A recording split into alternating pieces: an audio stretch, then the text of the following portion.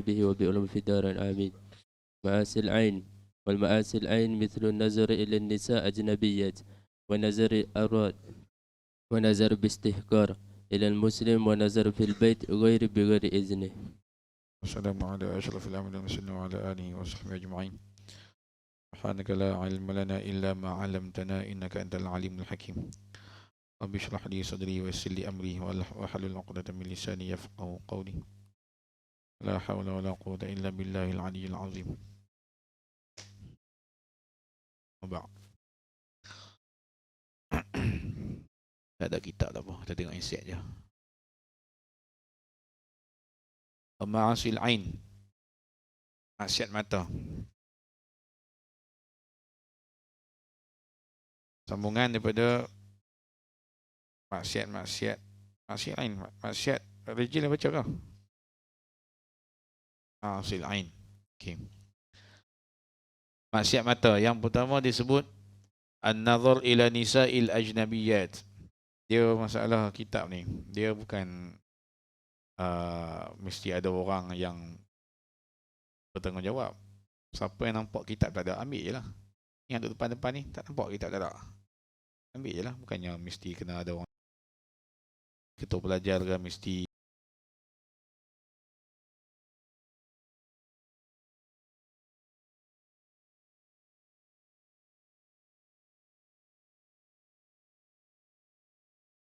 kitab pun tak tahu tak mana kan, letak je tak mana pun. An-nazar ila an-nisa' al-ajnabiyat wa nazar al-awrat wa nazar bil-istihqar ila al-muslim, an-nazar fi baitil ghair bi ghairi idnihi.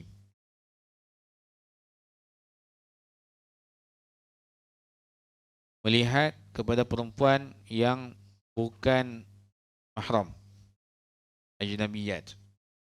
Lihat kepada perempuan yang bukan mahram. Jadi melihat kepada perempuan yang bukan mahram ni pun dikira sebagai maksiat mata. Yang pertama ni dia tak sebut pun melihat kepada aurat perempuan, dia sebut kepada melihat perempuan. Maksudnya tengok perempuan tu pun tak boleh, ikut yang asal macam tu. Faham? Kejut yang tidur tu. Tak pun tak ada. Tidur pula.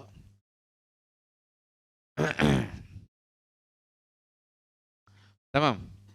Melihat kepada perempuan yang bukan mahram. Kalau yang mahram tu boleh tengok lah. Maksudnya ni bukan kepada aurat, ni tengok kepada perempuan pun tak boleh. Yang kedua barulah melihat kepada aurat. Melihat kepada aurat. Aurat ni perkara yang wajib ditutup. Walau min jinsin wahid, walaupun aurat itu daripada jenis yang sama. Lelaki tengok aurat lelaki tak boleh, perempuan tengok aurat perempuan pun tak boleh. Kalau itu menjadi aurat lah. Kalau aurat perempuan sama perempuan, dia boleh tak pakai tudung. Tengok balik aurat dalam Safinah ada sebut tentang aurat. Kita tak mau bicara dekat aurat di sini. Tentang aurat di sini, kita nak bicara tentang melihat tu. Aurat ni benda yang tak boleh dilihat dan tak boleh disentuh tanpa lapik oleh orang lain. Aurat adalah tempat dalam tubuh badan yang tak boleh dilihat oleh orang lain dan tak boleh disentuh tanpa lapik. Aurat di antara pusat hingga lutut. Maksudnya orang lain tak boleh tengok di antara pusat dengan lutut kita lelaki. Faham? Aurat tak boleh disentuh. Kalau kata tak boleh ditengok, tak boleh disentuh juga. Faham? Yang ketiga, an-nazar bil istihqar. Melihat kepada seseorang dengan pandangan menghina. Awal istighfaf wal istihza was sukhriyah. Ini semua lebih kurang maksud. Kata tengok dengan pandangan rendah, memandang rendah dia panggil. Memandang rendah kepada orang lain. Tengok alah dia ni kan bagus sangat pun. Tengok dia memandang rendah lah. Dia tengok orang tu. Cuba kita tengok orang sebelah kita, kita pandang tinggi kepada dia ataupun kita pandang rendah kepada dia. Kalau pandang rendah itu pandangan yang haram ataupun pandangan yang maksiat. Pandangan kepada ajnabiyat dengan pandangan kepada aurat itu melibatkan mata, zahir. Tapi pandangan yang ketiga ini, dia melibatkan hati. Sebab apa melibatkan hati? Sebab hati tu yang memandang rendah tu kepada orang tu. Mata tengok, hati rasa alah, hanya bagus sangat pun, aku lagi bagus pada dia. Itu yang kita jadi tak hormat kepada orang tu. Itu yang jadi kita mengangkat suara dengan orang tu. Itu yang jadi kita marah kepada dia. Itu an-nazar bil istihqar. Mesti dia ada pandangan ta'zim. An-nazar bil ta'zim, an-nazar bil ihtiram.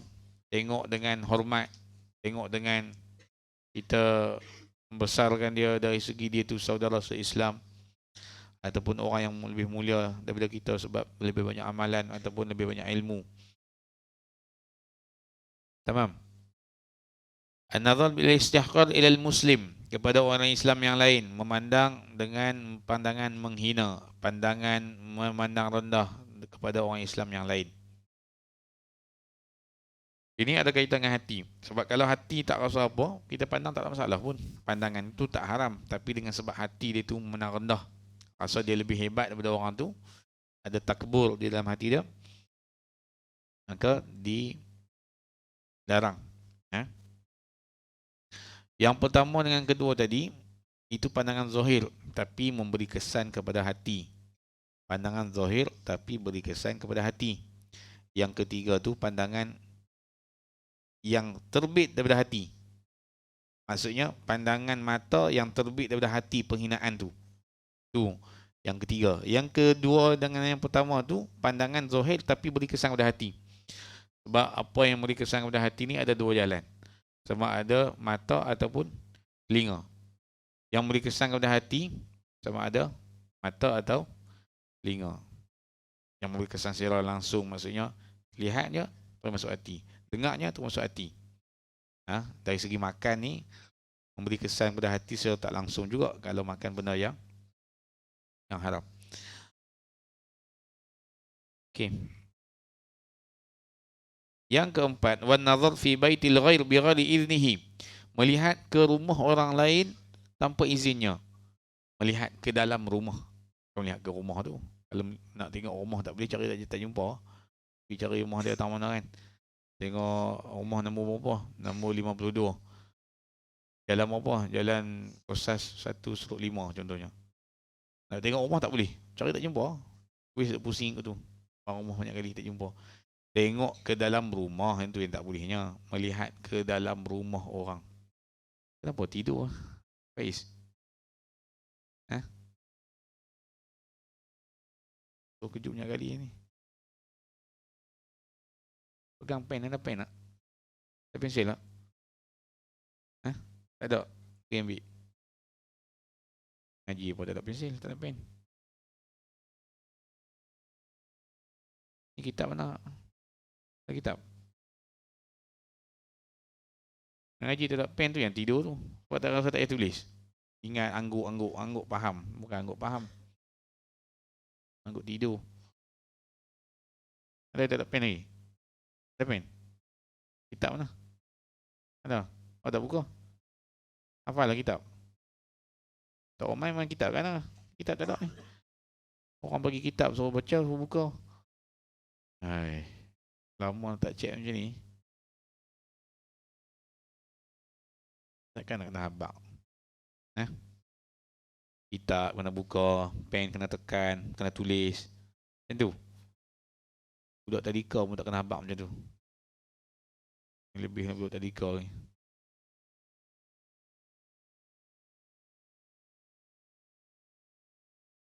Okey. Ini maksiat hati. Contoh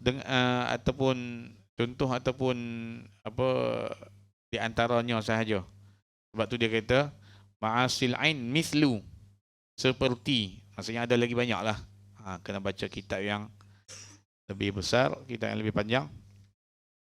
yang tentang maksiat-maksiat hati. Tengok dalam Ihya Ulumuddin ke ataupun kitab-kitab tasawuf yang lain.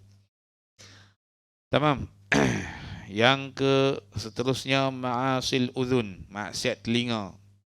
Ma'asil udhun kal istima'. Tadi dia kata mislu, yang ni ka mislu jugalah. Kal istima' ilal ghibah wa ghairi dhalika minal muharramat, seperti mendengar kepada mengumpat, mendengar kepada umpatan. Orang mengumpat, kita tak mengumpat, kita dengar je. Sebab apa? Sebab apa dikira maksiat? Sebab kita menjadi pembantu pada dia untuk dia mengumpat. Pembantu macam mana? Kalau dia duduk seorang, dia nak bercakap, tak boleh. Sebab kita ada tu yang dia bercakap. Bila dia mengumpat je, kita kata tak apa, ana ada kerja sikit di tempat lain. Dia pun tak mengumpat. Jadi, taklah terjadi pengumpatan tu. Faham? Ni apa kita duduk dengar sekali. Ngumpat, namimah, fitnah, benda yang haram daripada perkataan, semua tak boleh dengar. Kalau lagu, kalau muzik, tengoklah muzik yang diharamkan ke tak. Alat muzik yang diharamkan ke ataupun tak diharamkan. Alat muzik ni, dia ada yang diharamkan, ada yang tak diharamkan. Itu kalau alat muzik yang anda dengar di depan-depan. Faham tak? Cara live main depan anda. Kalau yang dalam YouTube ke, dalam apa nama tu, CD, video, tu dia ada perbahasan ulama. Ada yang kata, ada ulama kata dia dikira sebagai macam pantulan bunyi. Dia bukan kita dengar direct daripada alat tu. Itu pun dari segi hukum fiqh lah. Dari segi tasawuf ni, dia kira perkara yang melalaikan anta daripada mengingati Allah. Kita boleh. Dengar bunyi angin, lalai daripada ingat Allah. Tak ada bunyi angin, jenuh juga tu kan. Tapi maksudnya, itu dari segi tasawuf lah. Apa sahaja yang menyibukkan anta daripada mengingati Allah, dia kira tak boleh. Tapi yang ni kita kira disebut dari segi hukum fiqh. Tamam. Jadi itu dari segi apa dengar alat muzik. Kalau dengar lagu, dia sama, dia lagu ni semua lagu ke nasyid ke qasidah ke, benda tu adalah benda fitrah manusia, suka mendengar benda-benda yang sedap pada pendengaran dia. Makanan dengan pendengaran ni dia subjektif. Ada orang kata sedap, orang lain tak sedap makanan tu. Ada orang kata lagu ni sedap dengar, ada orang kata tak sedap. Dia ikut telinga masing-masing, subjektif. Dia kata ni lagu paling anda minat sekali, orang lain dengar rasa ish, kalau tidur pun terjaga. Tapi dia sedap boleh terlena dengan lagu tu. Masing-masing penerimaan. Faham? Kalau orang tanya dari segi konsert, boleh hadir ke konsert lagu-lagu ni? Pandang kepada tak elok apa semua kan. Dia tengok kepada beberapa benda. Pertama sekali, alat muzik yang digunakan dalam konsert tu. Alat muzik yang diharamkan ke ataupun tak diharamkan. Ataupun alat muzik itu masih ada khilaf antara ulama. Kalau anta yang nak pakai yang khilaf yang kata boleh, ikut yang boleh lah. Kalau yang tak boleh, yang eloknya tinggalkan kalau ada khilaf. Khuruj minal khilaf mustahab. Keluar daripada khilaf itu adalah sunat. Okey, yang pertama, kalau bagi dari segi konsert-konsert ni, kisahlah hitam merah jambu ke, hitam apa pun kan. Yang pertama tengok alat muzik. Yang kedua tengok ada dari segi lirik lagu dia tu.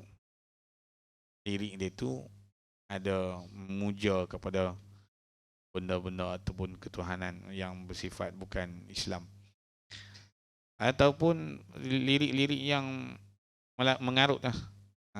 Lirik sekadar lagu cinta-cinta tu okey lagi lah. Tapi kalau lirik yang membangkitkan syahwat dan sebagainya, itu menjadi satu benda yang kita kena tengok. Yang ketiga, adakah berlaku percampuran lelaki dan perempuan. Yang keempat, tengok dari segi orang yang konsert tu juga. Tutup aurat ke tak. Sebab dia akan jadi tempat untuk kita pandang. Kan? Enter nak hadir konsert, tak apa, saya tutup mata. Dia pakai skirt pun saya tak tengok. Dia enter dengar kat rumah je. Tepi saya pun. Kalau majlis yang dimurkai ni, kita duk bahas hukum dia, boleh pi, tak boleh pi. Kan? Konsert, boleh pergi tak boleh pergi. Kalau pergi, nak musafir, boleh buat jamak ke tak?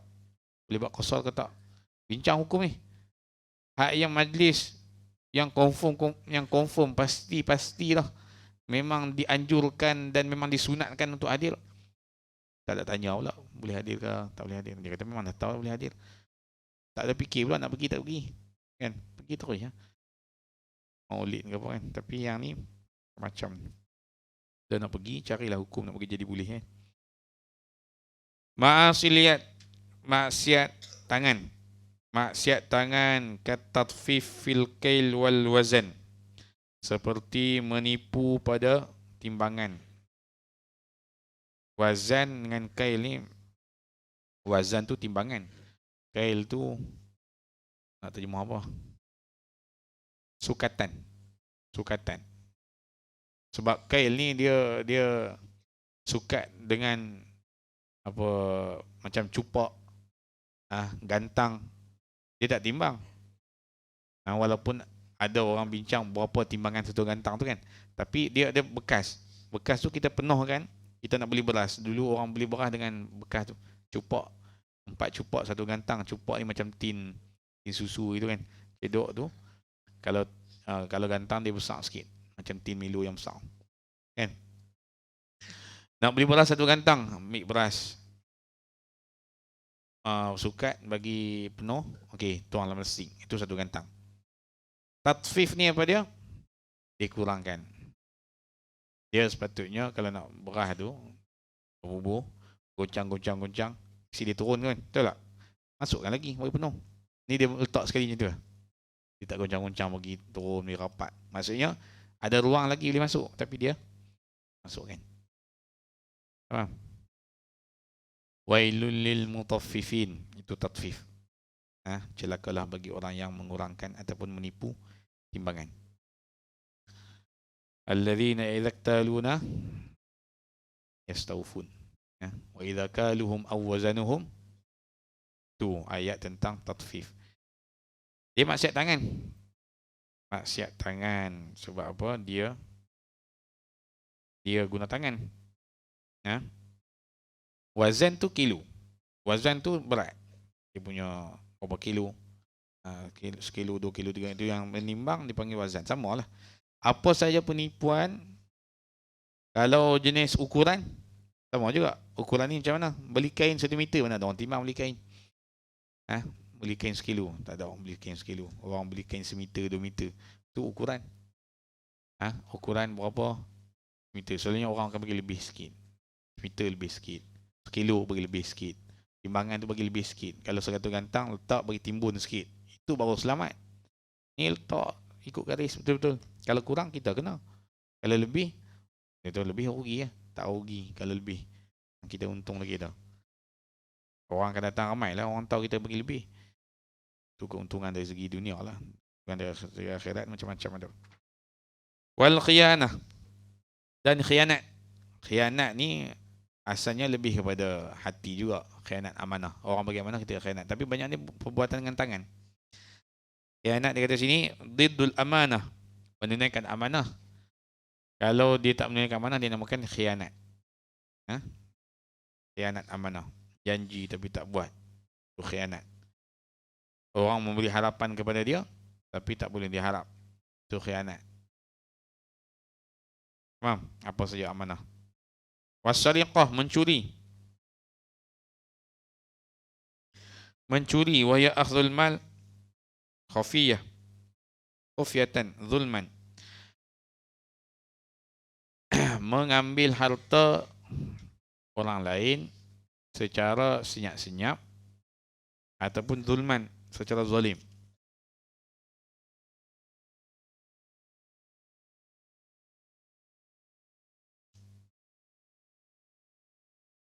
Faham? Mengambil harta orang lain secara senyap dia mungkin mencuri. Mengambil harta orang lain secara zalim atau secara kekerasan, itu namanya merompak. Merompak mencuri itu maksud dia lain. Orang tak panggil mencuri bank, orang panggil merompak bank. Sebab apa merompak bank? Sebab dia guna pistol kan, guna serbu masuk tengah-tengah orang ramai, merompak. Curi pun ada juga, curi bank pun ada, tu masuk senyap malam-malam. Curi ATM kan, jauhkan ATM. Mencuri itu maksiat tangan. Kalau dilaporkan dan disabitkan kesalahan, boleh dipotong tangan. Wasairil muamalat al-muharramah, dan apa sahaja muamalat. Muamalat ni apa dia? Kalau terjemah muamalat asalnya pergaulan. Tapi muamalat di sini ialah apa saja muamalah, perhubungan yang kita melakukan dengan orang lain, yang melibatkan orang lain, itu dipanggil muamalat. Jual beli, sewa, pajak gadai, apa saja yang sistem jual beli ni, itu dinamakan muamalat. Ataupun secara lebih luas disebut sini sairil muamalat al-muharramah kalau qatl, seperti membunuh. Apa sahaja perkara yang urusan tu melibatkan orang lain, dia masuk dalam muamalat. Membunuh melibatkan orang lain. Dia bunuh orang tu, dia bunuh orang lain. Tu kira masuk dalam, sebenarnya dalam bab fiqh dia masuk bab jinayat. Tapi muamalah di sini apa sahaja yang melibatkan orang lain, yang kita buat kepada orang lain, memukul, belasah orang lain, itu maksiat tangan. Kalau qatl wa darab bighairi haq, seperti bunuh dan pukul tanpa hak. Ada ke bunuh dengan hak? Ada ke pukul dengan hak? Ada. Contohnya yang berperang, bila nak perang, nak bunuh orang, maksiat tangan, tak boleh bunuh. Tu hantar masuk perang siapa? Boleh bunuh. Itu yang hak dengan hak. Memukul dengan hak, memang kena pukul, perang. Ataupun yang misal yang pukul atau bunuh yang hak ni macam mana? Orang yang sudah dijatuhkan hukuman mati. Dia jatuhkan hukuman mati. Ada orang ni kerja dia pancung. Kerja dia pancung orang. Pancung orang. Bila nak pancung, orang kata tak boleh bunuh orang. Itu bunuh dengan hak. Sebab hak iaitu dijatuhkan hukuman. Dah dijatuhkan hukuman, nak tunaikan hukuman tu macam mana kalau tak ada orang bunuh? Sama juga pukulan. Pukulan ni masuk dalam bab qisas. Qisas ni kalau orang tu tumbuk satu orang, boleh tumbuk balik. Tapi bukan kita yang tumbuk. Maksudnya bukan kita yang buat terus. Dia kena dijatuhkan hukuman dulu oleh mahkamah. Orang ni potong tangan orang ni, boleh balas potong tangan balik. Tapi selepas dijatuhkan hukuman. Dan ada orang yang buat dia lah. Jangan kita buat sendiri. Tamam. Itu dipanggil sairil muharramat, sairil muamalat al-muharramah. Al-qatl wad-darab bighairi haq. Nanti kita masuk maksiat rijil, maksiat faraj, maksiat badan. Lepas tu habis. Kita akan khatamkan belum Ramadan insya-Allah. Nanti sekali lagi kelas minta semua sedia kitab. Kitab yang depan ni sekali lah. Keduanya bawa kitab buka. Bawa pen tulis nota. Jangan nak kena peringat dulu. Tamam. Allahu Akbar. Ada soalan ni. Boleh tak dengar lagu yang tak difahami? Kalau kita dengar lagu tapi tak faham maksudnya. Ustaz, kalau kita dengar lagu tapi tak faham maksudnya, contoh dalam bahasa Inggeris, apa soalannya? Karena soal pun tak. Ini soalannya apa? Siapa yang tanya ni? Soalan apa? Apa hukumnya? Ataupun apakah caranya? Untuk bagi saya dengar lagi sedap lagi.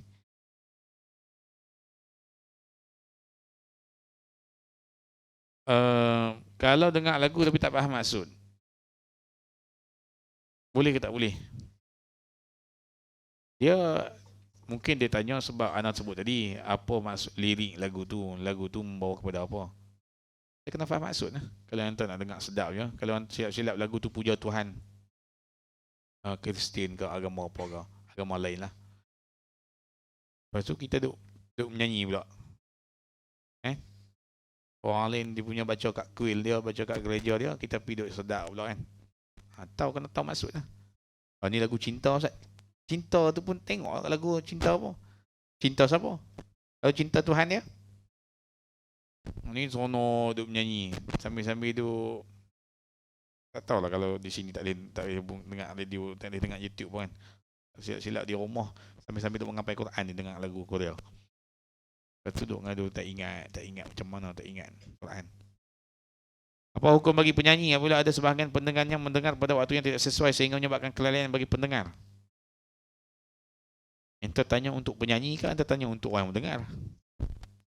Dia kata kalau pendengar confirm lah tak boleh lah sebab melalaikan. Penyanyi tu dia itulah sebab kalau ikut tu orang yang baca qasidah pun macam mana? Orang yang dengar tu dengar sampai lalai sembahyang berlambat sebab dengar qasidah. Dia tengok tujuan asal kepada orang yang menyanyi tu. Macam kita ada benda yang serampang dua mata. Maksudnya benda yang boleh guna untuk jahat, benda boleh guna untuk baik. Macam pisau. Kita jual pisau, orang beli pisau, dia bunuh orang. Kan? Kita jual pisau ni untuk kegunaan dia potong sayur, potong ikan kat rumah ni, dia pergi bunuh orang. Kan? Sama lah macam tu. Kita menyanyi ni untuk apa? Apa tujuan asal menyanyi tu? Kalau memang tujuan asal dia untuk melalaikan orang, niat nanti tu tak elok, tak betul lah. Tapi kalau dia menyanyi qasidah yang puji Nabi, tiba-tiba orang yang dengar tu yang lalai, dan itu salah dia lah. Tamam. Walhasilnya, apa saja yang kita nak dengar, apa saja yang kita nak makan, apa saja yang kita nak tengok, fikir dulu. Benda tu elok ke tak elok. Sebab boleh kesan kepada hati. Allahu a'lam. Doa.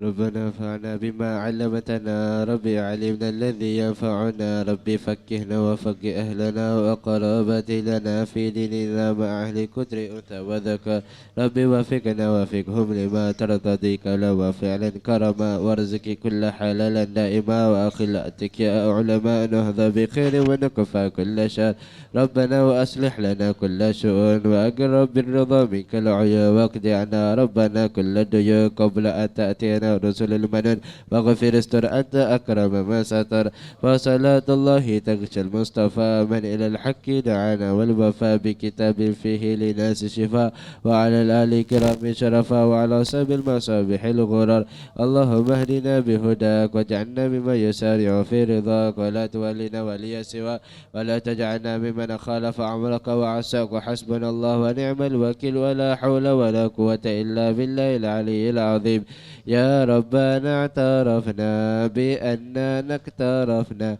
وأننا أسرفنا على لظى أشرفنا فتب علينا توبة تسل لكل حبة واستر لنا العورات وآمن الروعات واغفر لوالدنا ربي ومولودنا والأهل والإخوان وسائر الخلان وكل ذي محبة أو جيرة أو صحبة والمسلمين أجمع آمين يا ربي اسمع فضل وجودا منا لا باكتساب منا بالمصطفى الرسول نحظى بكل سول بالمصطفى الرسول نحظى بكل سول بالمصطفى الرسول نحظى بكل سول صلى وسلم ربي عليه عد الحب وآله وصحبه عدد تشي صحبي والحمد للإله